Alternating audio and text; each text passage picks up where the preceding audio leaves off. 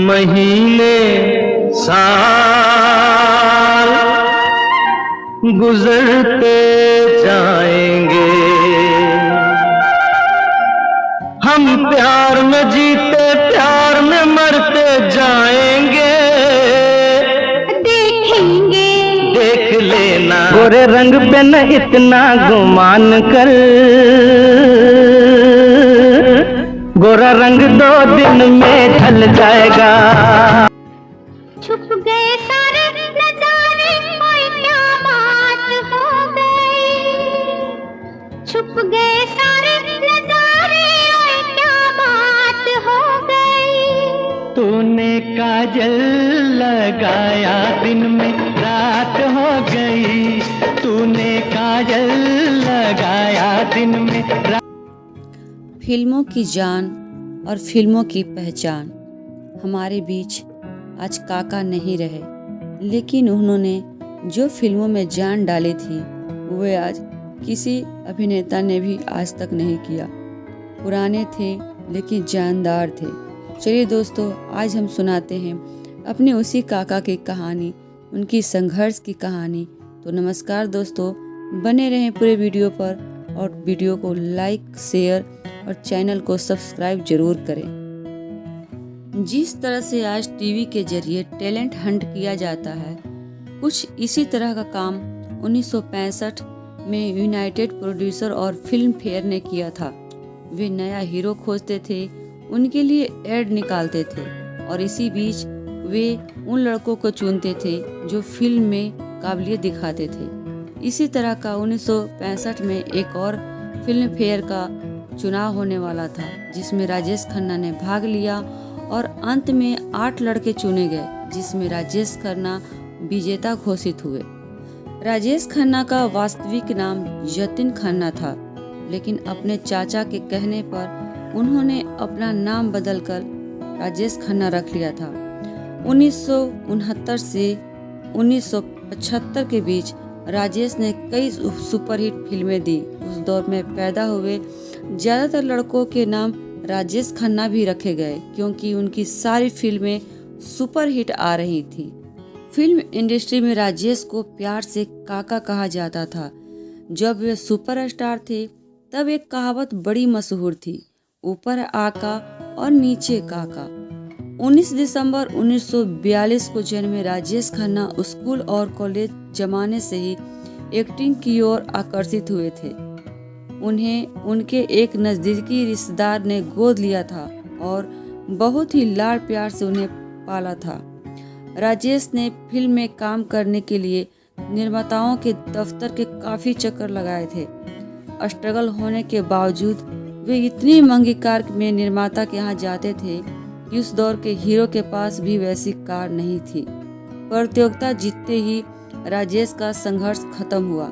सबसे पहले उन्हें राज फिल्म के लिए जीपीसीपी ने साइन किया, जिससे बबीता जैसे बड़े स्टार के साथ उन्हें काम करने का मौका मिला। राजेश खन्ना की पहली फिल्म जो प्रदर्शित हुई थी उसका नाम था आखिरी खत, जो 1966 में रिलीज हुई थी। इसकी रोल के बारे में कहा जाता है कि राजेश खन्ना ने इसमें अपना जान डाल दिया था। इसी की शुरुआत से वे काफ़ी फेमस हुए और जनता के दिलों तक पहुंच सके। 1969 में रिलीज हुई आराधना और दो रास्ते। इसकी सफलता के बाद राजेश खन्ना सीधे शिखर पर जा बैठे। उन्हें सुपरस्टार घोषित कर दिया गया और लोगों के बीच उन्हें अपार लोकप्रियता हासिल हुई। सुपरस्टार के सिंहासन पर राजेश खन्ना भले ही कम समय के लिए विराजमान रहे हों, लेकिन यह माना जाता है कि वैसी लोकप्रियता किसी को हासिल नहीं हुई जो राजेश खन्ना को हासिल हुई थी। और कहें तो लड़कियों के बीच राजेश खन्ना बेहद लोकप्रिय हुए। लड़कियों ने उन्हें खून से खत लिखे, उनकी फोटो से शादी कर ली। कुछ ने अपने हाथ या जांघ पर राजेश का नाम गुदवा लिया। कई लड़कियां उनको फोटो को तकिए के नीचे रखकर सोती थी। स्टूडियो या किसी निर्माता के दफ्तर के बाहर राजेश खन्ना की सफेद रंग की कार रुकती थी तो लड़कियां उस कार को ही चूम लेती थी। लिपस्टिक के निशान से सफेद रंग की कार गुलाबी हो जाया करती थी। निर्माता निर्देशक राजेश खन्ना के घर के बाहर लाइन लगाए खड़े रहते थे। वे मुंहमांगे दाम चुकाकर उनसे साइन करवाना चाहते थे। पाइल्स के ऑपरेशन के लिए एक बार राजेश खन्ना को अस्पताल में भर्ती होना पड़ा। अस्पताल में उनके इर्द गिर्द कमरे निर्माताओं ने बुक करा लिए ताकि मौका मिलते ही राजेश खन्ना को अपनी फिल्म की कहानी सुना सके। ये थी राजेश खन्ना की संघर्ष की कहानी। उन्हें ज़्यादा संघर्ष नहीं करना पड़ा क्योंकि उनकी अदाकारी से सभी इम्प्रेस थे। निर्माता चाहते थे कि वे उनके फिल्म में काम करें। राजेश खन्ना जी को रोमांटिक हीरो के रूप में बेहद पसंद किया जाने लगा। उनकी आंख झपकाने और गर्दन टेढ़ी करने की अदा के लोग इतने दीवाने हुए कि सभी ने उसी एक्टिंग को अपनाना शुरू कर दिया। राजेश खन्ना द्वारा पहने गए गुरु कुर्ते खूब प्रसिद्ध हुए और कई लोगों ने उनके जैसे कुर्ते भी सिलवाए। आराधना, सच्चा झूठ, कटी पतंग, हाथी मेरे साथी, महबूब की मेहंदी, आनंद, आन मिलो सजना, आपकी कसम जैसी फिल्मों में आए के नए रिकॉर्ड बनाए। आराधना फिल्म का गाना मेरे सपनों की रानी कब आएगी तू उनके कैरियर का सबसे बड़ा हिट गीत रहा।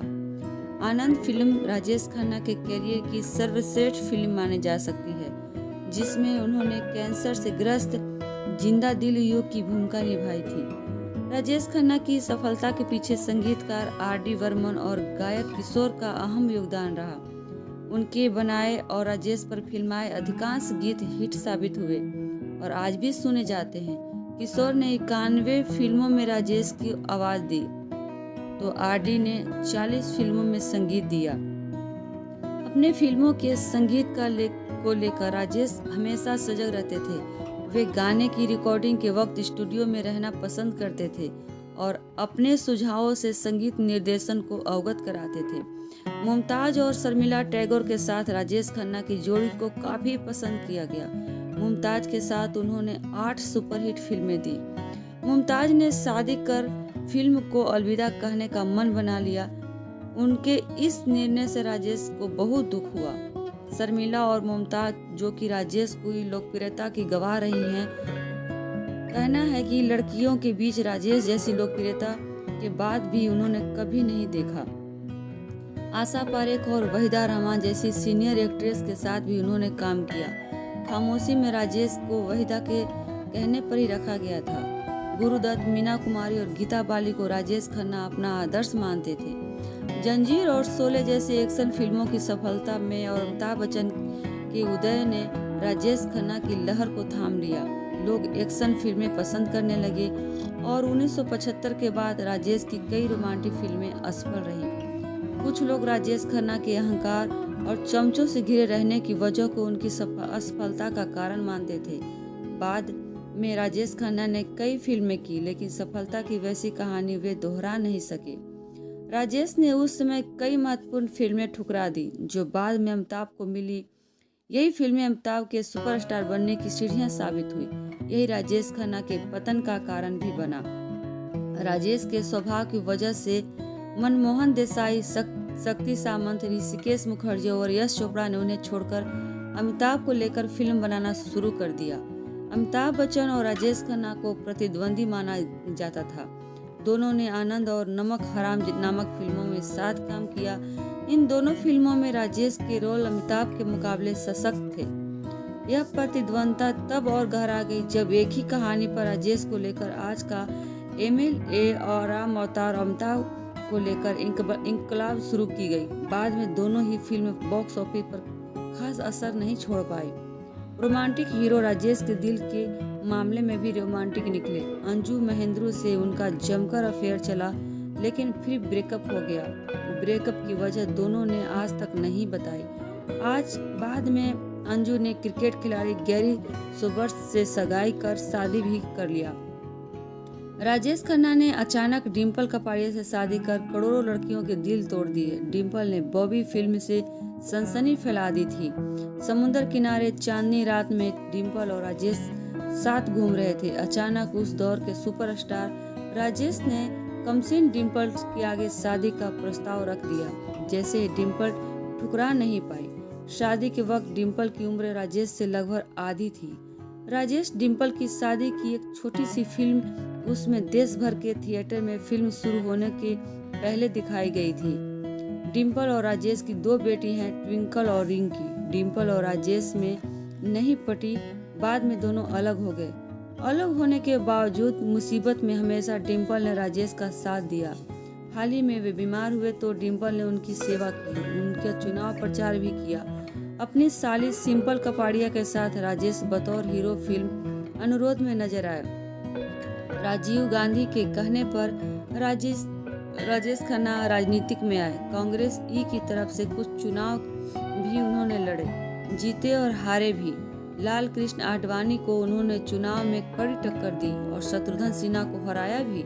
बाद में उन्होंने राजनीतिक से मोह भंग हो गया। राजेश खन्ना की लाइन में टीना मुनी भी आई। एक जमाने में राजेश ने कहा भी था कि वे और टीना एक ही टूथब्रश का इस्तेमाल करते हैं। जितेंद्र और राजेश खन्ना स्कूल में साथ पढ़ चुके थे। राजेश खन्ना और उनकी बेटी ट्विंकल का एक ही दिन जन्मदिन आता है, 29 दिसंबर। बहुत पहले जय शिव शंकर फिल्म में काम मांगने के लिए राजेश खन्ना के ऑफिस अक्षय कुमार गए थे। घंटों उन्हें बिठाए रखा।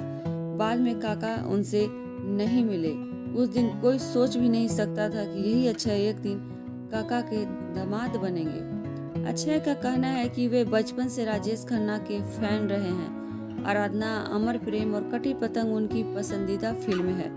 कहा जाता है कि राजेश खन्ना ने बहुत सारा पैसा लॉटरी चलाने वाले एक कंपनी में लगा रखा था, जिसके जरिए उन्हें बहुत आमदनी होती थी। काका का कहना था कि वे अपनी जिंदगी से बेहद खुश थे। दोबारा मौका मिला तो वे फिर राजेश खन्ना बनना चाहेंगे और वही गलतियां दोहराएंगे। अपने बैनर तले राजेश खन्ना ने जय शिव शंकर नामक फिल्म शुरू की थी, जिसमें उन्हें डिम्पल को साइन करवाया था। आधी बनने के बाद फिल्म रुक गई और आज तक रिलीज नहीं हुई। राजेश खन्ना ने श्रेष्ठ अभिनेता का फिल्म फेयर पुरस्कार 3 बार जीता और 14 बार वे नॉमिनेट हुए। वर्तमान दौर के सुपरस्टार शाहरुख खान का कहना है कि राजेश ने अपने जमाने में जो लोकप्रियता हासिल की थी उसे कोई नहीं छू सकता। 18 जुलाई 2012 को काका ने अपने घर से आखिरी सांस ली। वे काफी बीमार चल रहे थे और उन्हें हॉस्पिटल में कई दिनों तक रखा गया था।